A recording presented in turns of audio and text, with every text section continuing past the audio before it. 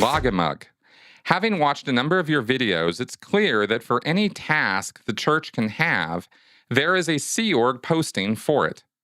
What are the most desirable Sea Org postings? Those which people compete the hardest for. Likewise, not including being the chairman of the RTC, what is the closest thing to a comfortable and stress-free post? Conversely, outside of the RPF, what are the least desirable postings?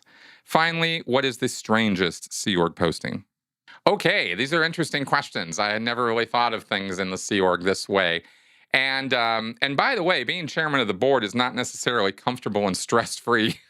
Miscavige does stress out quite often, but it is the most comfortable position in the Sea Org. That is definitely for sure. So as far as what is the most desirable Sea Org postings, I'm going to say, actually, when I was in the Sea Org, it was going up to int management. It depended a lot on the person's perspective and point of view, because also being an auditor was a pretty cool job. You got sleep most of the time because you had to be awake and stay awake for the sessions. So they generally weren't working until 2 or 3 in the mornings the way they were all the admin people or the support people or the management people. We didn't get any breaks like that. If we fell asleep at our desks, it was, slap you in the head and wake up and get back to work. You can't do that with an auditor in an auditing session. They have to be, good to go for the most part. And if they're not, they're going to make mistakes. It's going to come out and it's going to become a problem. So that was a fairly desirable post if you had any kind of urge to help people individually. If you didn't, then it was torture because you're stuck in a room for 8 hours a day. But if you were at all interested in, in trying to help people out, then that was a thing to do. But also for the administrative side of things, getting up to int management was super, super desirable because that was supposed to be Scientology heaven. It was supposed to be the place where, we all know how bad David Miscavige is and how his inner circle is terrified and how it's just an abuse fest. But that information that we all know is tightly, tightly controlled within the world of Scientology to the point where most people in the Sea Org believe, or at least when I was there, they did, that international management was just the most standard, rigorous, most wonderful place. I mean, rigorous in terms of application of L. Ron Hubbard's policies and tech, right? What he said to do was supposed to be supposedly followed to the letter like no other place ever. And everybody who ever came down from int management and spoke to us would talk about it in these glowing terms, which, of course, we all know they've been told they better talk about it in glowing terms or it's going to be, the RPF the whole or worse for them. So we all thought, desirability-wise, that getting up there was the cream of the crop. It really didn't even matter what you were going to do because there were so many cool things to do up there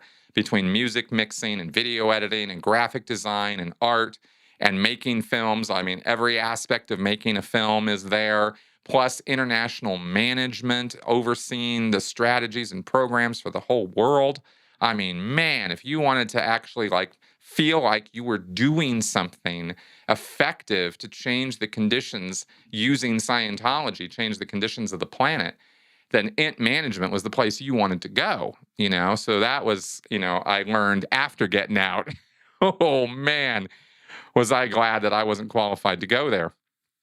Now, the other thing you said, what's the most comfortable and stress-free post? Okay, this might or might not surprise you, but I think my answer is going to be a letter registrar. And this is a letter writer, basically. It's somebody who sits all day long, usually in a basement floor facility or place like in Big Blue. The letter regs are all down in the basements. At Flag, I imagine it's the same. They might have an office. And it's just writing letters to prospective Scientologists or people who have bought services. It's not cold letters. It's not like send them out to the phone book. It's if a person has ever bought a Scientology book or service of any kind, you've got their name and address. And if you don't have it, you skip trace it and you find it. And then you send them a letter and you say, hey, haven't heard from me in a long time, blah, blah, blah. And all you got to do is write those kind of letters all day and respond to letters that are written back to you. And this also, of course, would include emails now, too. And it's all kept on this, kind of computerized central database sales system now. But it's still pretty chill job. Now, I'm not talking about doing any of the direct sales or the phone call sales. This is writing letters. Okay, and this is classically old people work. The senior citizens of the Sea Org are almost uniformly put onto letter writing detail, and this is what they spend their time doing. So, yeah, so that's that. And then, in terms of outside the RPF, what are the least desirable postings? Being in the galley was always considered a punishment.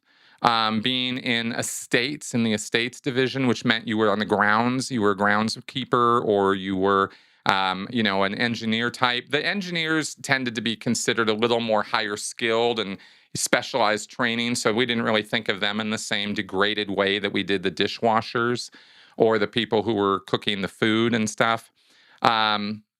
A lot of people would be busted from management and end up in the galley. And, you couldn't even talk to them about what they had been busted for. It was all, hush hush. But apparently they'd screwed up so bad that they got the straight, direct route to the lowest, scummiest job. So that's how we used to think about it, at least in PAC. And then you asked, what's the strangest Sea Org posting? For me, I'm going to say, because it really struck me as odd that this was a thing, but of course it would have to be, would be caretaking one of the L. Ron Hubbard house properties or special properties. And like, for example, his home in South Africa was purchased and restored.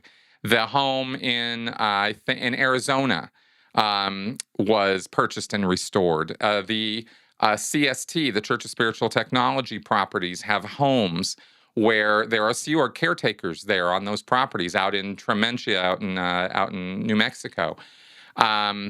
So there are Sea Org members. I think a couple usually, literally a married couple is usually what's posted out there because you need two people.